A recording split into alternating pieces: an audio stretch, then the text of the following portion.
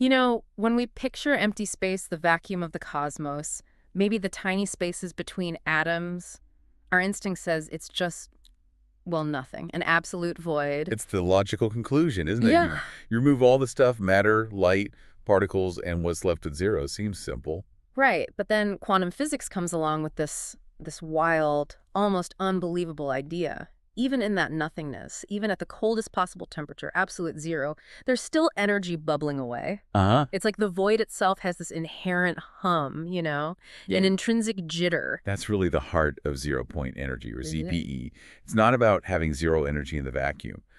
It's about being at the lowest possible energy state that quantum mechanics allows. Lowest possible, not zero. Okay. Exactly. It's this baseline energy that exists everywhere, all the time, simply because the fundamental fields of the universe, they're always fluctuating, even in their quietest moment. So this energy is just woven into the fabric of nothing, and that concept, that's what this deep dive is really all about, isn't it? We're taking the sources you've shared with us and going on a bit of a journey. First, trying to understand what the ZPE really is. And looking at the actual evidence. Does it really exist? Right, the proof.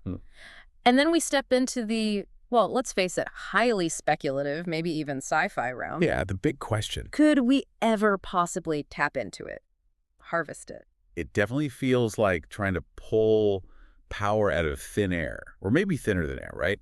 Out of the vacuum itself. Uh-huh, yeah. But as we'll see, the ideas involved, they range from these minuscule forces all the way up to cosmic mysteries. It's pretty profound stuff. Okay, let's really dive in then. So the 0-point energy, you called it the lowest possible state, this kind of ever-present jitter. Is there actual proof that this nothing isn't actually nothing? Oh, absolutely. I mean, quantum field theory predicts this vacuum energy, this whole sea of virtual particles constantly blinking in and out of existence. Right, virtual particles. But theory really needed experimental backing. And the most famous, probably the most compelling piece of evidence that comes up in your sources, it comes from a very specific effect. That'd be the Casimir effect. Exactly. Back in 1948, a Dutch physicist, Hendrik Casimir, he predicted something really strange. Okay. He calculated that if you brought two uncharged parallel metal plates incredibly close together in a vacuum, and we're talking nanometers apart, like closer than you can easily imagine. Oh, tiny. They shouldn't just sit there. They should actually attract each other. Wait, attract? Just spontaneously pull together in empty space. How could nothing cause that? Well, it's those vacuum fluctuations doing the work. Think of the space around the plates as being filled with waves of these virtual particles, right? Existing across all possible wavelengths. Okay, like an ocean of potential waves. Sort of. Now, when you bring those plates really close, they act like boundaries. They restrict the types of waves that can actually exist between them. Only certain wavelengths, the ones that fit neatly in that tiny gap, they're allowed. Others are excluded. So fewer kinds of waves can fit between the plates than can exist outside the plates? Is that it? Precisely. And in the quantum world, fewer possible wave modes means lower energy density. So the vacuum energy density between the plates ends up being slightly less than the energy density outside the plates. And that difference? That imbalance creates a tiny net pressure difference. The vacuum energy from the outside literally pushes the plates together. That push is the Casimir force. Wow. So the emptiness outside is like pushing harder than the emptiness inside. That's wild. It really is counterintuitive. And the sources point out this wasn't just a prediction, right? It was actually confirmed experimentally later. Oh, yes. Convincingly demonstrated. Notably by Steve Lemereau in 1997, among others.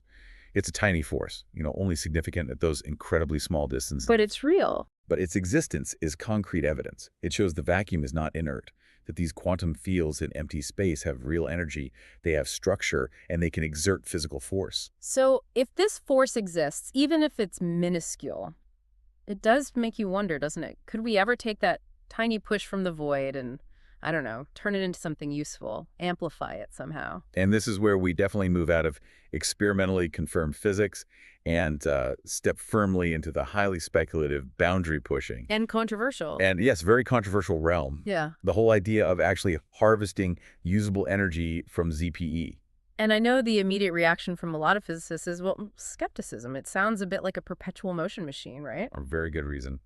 Extracting usable work from the absolute lowest energy state, the ground state, it seems to fundamentally clash with core principles like thermodynamics. Yeah, the laws of physics. particularly the idea that you can't get energy out of a system that's already at its energy minimum without putting energy in. The uncertainty principle also throws up some roadblocks. It feels a bit like trying to drain a bucket that's already sitting empty on the floor. But the sources you provided, they do delve into some theoretical ideas, ways people are trying to find maybe loopholes Mm. or ways around these hurdles. What kind of concepts are theorists exploring, even if they seem, well, But far-fetched? the key is Austin trying to create some kind of non-equilibrium state in the vacuum, or maybe manipulate the quantum fields in ways that conventional thermodynamics doesn't strictly forbid under specific quantum conditions. Okay, so bending the rules a bit. You could say that. Ideas include using maybe exotic materials that could interact unusually with the vacuum fluctuations, or creating very specific geometries, like these things called Casimir cavities, but where the boundaries are dynamic, meaning they're moving. Moving the plates, like you mentioned, sort of shaking the vacuum. In essence, yes. There's theoretical work on using what they call relativistic mirrors, basically boundaries moving incredibly fast, near the Ugh. speed of light, Wow. which might, in theory, be able to excite the vacuum fluctuations enough to essentially convert those virtual particles into real detectable particles, a kind of energy conversion from the vacuum itself. Okay, that sounds incredibly challenging just from an engineering standpoint. Relativistic Oh, mirror. hugely challenging. And the sources even mentioned a more, let's say, concrete theoretical device concept. Mhm. They do.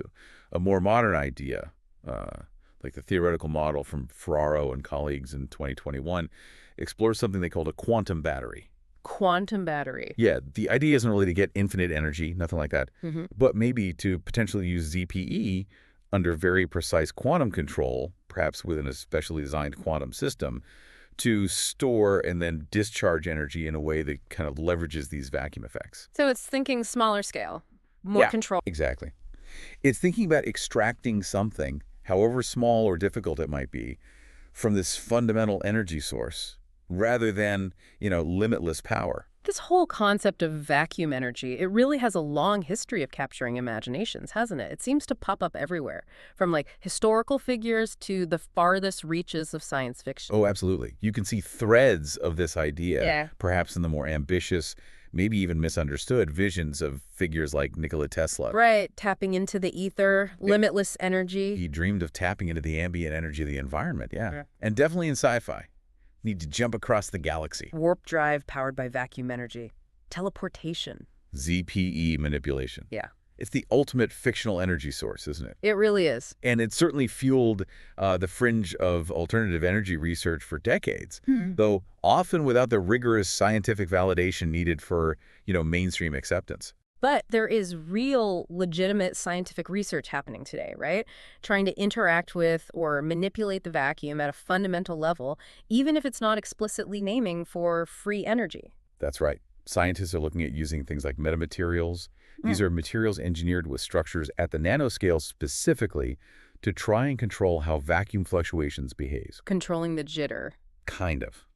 And the dynamical Casimir effect, that idea of moving boundaries, potentially creating real particles out of the vacuum, that's being actively researched in labs. Yeah. People trying to turn that theory into something observable, something real. And that emerging field, quantum thermodynamics, that seems directly relevant here, too. It absolutely is. That field is specifically asking, what are the rules of energy and work down at the quantum scale? Can you actually extract work from a quantum system when it's in its ground state? How does energy flow and transform in that microscopic fluctuating realm? So fundamental questions. Really fundamental questions you need to answer if you ever hope to get useful work out of ZPE or, frankly, any other purely quantum energy source. So the conversation seems to be shifting, maybe, from this idea of boundless, impossible energy to perhaps finding a way to get some useful work, however small or difficult, from this quantum nothing. Precisely. And then just when you think you're focused on the tiny scale, this concept of zero-point energy takes this colossal leap. Yeah. From the tiny forces between plates and these theoretical lab devices all the way up to the scale of the entire universe. Right. This is where it gets truly mind-boggling.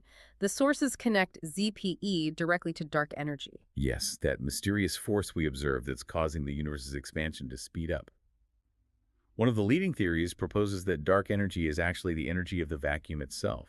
So ZTE. Essentially, yes. The cosmological constant, a kind of fundamental energy density inherent in space-time itself, that's gently pushing everything apart on cosmic scales. Okay, so the energy that's bubbling away in the tiniest bits of void could be the very thing that's inflating the entire universe. That connects the microscopic jitter to the cosmic push. It makes a beautiful connection, potentially. Hmm. But here is the colossal puzzle, the thing they call the cosmological constant problem.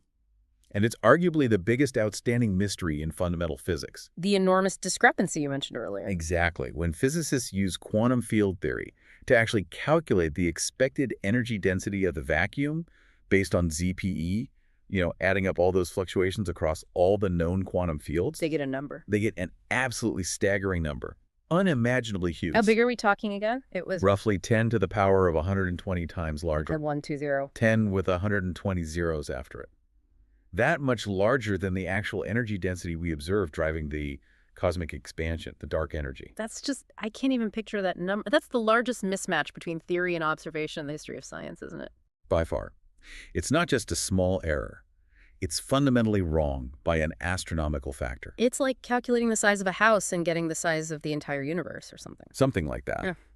The theoretical vacuum energy is so immense it should, by all rights, rip the universe apart instantly, or curl it up into something microscopic. But it doesn't. But it doesn't. The fact that the universe is expanding relatively slowly, gently, suggests that almost all of this enormous theoretical vacuum energy is somehow canceled out. Or maybe it just doesn't contribute to gravity in the way our current theories expect. What do you mean? It implies our understanding of ZPE, or gravity, or maybe the fundamental nature of space-time itself, is incomplete, possibly in a very, very profound way. And solving that, that's not just about correcting a number on a page, is it? It could rewrite our entire understanding of the cosmos. Oh, precisely. Understanding why the vacuum energy we calculate is so vastly different from the vacuum energy we observe as dark energy.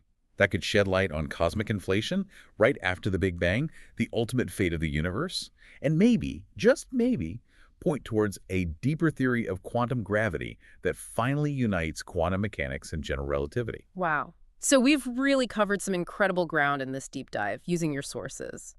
We started with the surprising reality of energy lurking in supposedly empty space shown by that tiny Casimir force.